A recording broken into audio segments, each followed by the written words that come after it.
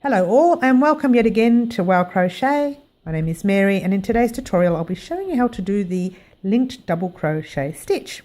Now that is this particular stitch right here. It's a very neat stitch. It's quite pretty in my opinion, I think. Okay, and each stitch is linked on to that next stitch and you'll know what I mean when you see it being done. Now this particular piece is a vest that I'm making my dad. He doesn't know that yet but he will.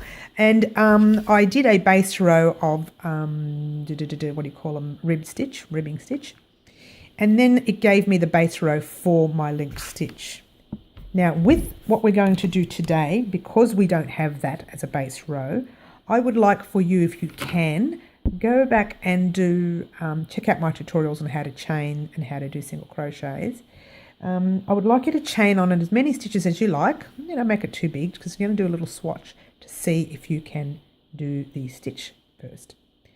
Then, so you do a row of chains, turn and do a row of single crochets, okay? And I have those tutorials, so go and do those, come back to us and let's perform this stitch. Okay, so firstly we're going to turn our work. Okay, now the first part we do is we raise that stitch that's on our hook. We raise it to the size of the what we would call a normal double crochet size, roughly. It doesn't have to be perfect. Then you just pull up a loop and pull it through, like a chain stitch. It's almost like you're doing a chain. Then you do a normal double crochet in that same stitch that you just started. So you're actually just doing your normal double crochet. So what it's done is it's stopped a gap from happening in between your first stitch and your double crochet. Because with double crochets, normal ones, you get a gap on either end, or both ends I should say, of your work. Okay, so that is the start of the row and I'm going to show you how to do that again in the next row. Now to perform your linked double crochet stitch, you need to find a little loop right there. Not here and not the back, but right there. It's a little bit tricky. And just put your hook through that loop right there. Okay? And then yarn over hook, pull up a loop. So you've got two loops on your hook. Then you pop your hook into the next stitch. Yarn over hook, pull up a loop. Yarn over hook, pull through two. Yarn over hook, pull through the last two. So you have linked that stitch to that. Okay? That's why we call it a linked stitch, because you are linking stitches. Okay? So you find that stitch, that side stitch right there, yarn over hook, pull up a loop, two loops on your hook, yeah. Find your next stitch, yarn over hook, pull up a loop, then yarn over hook, pull through two, yarn over hook, pull through the last two, okay. Can you see how we're linking each stitch onto the next? So you're not seeing any gaps, okay. So we're going to do it again.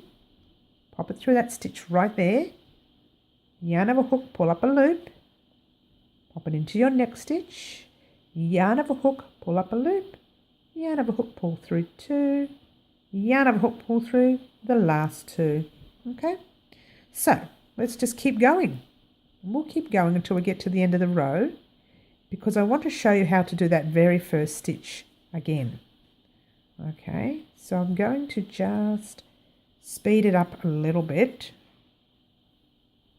only because I want to get to that end of that row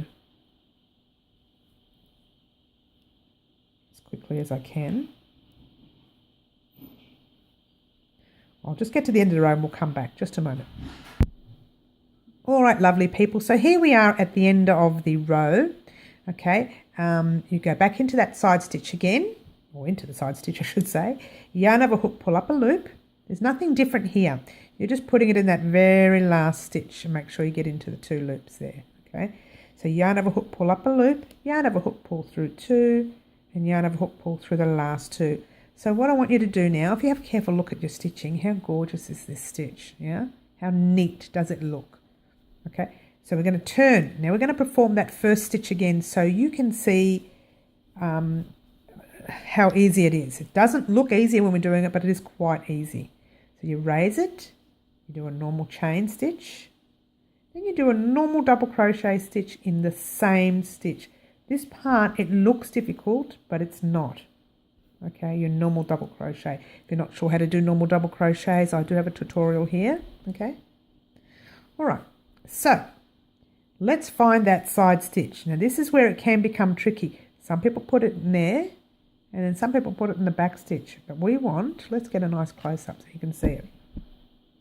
Okay, some people will actually put it in the back or the front. We want that side stitch right there. Oh, I know it's tricky, the first stitch, isn't it?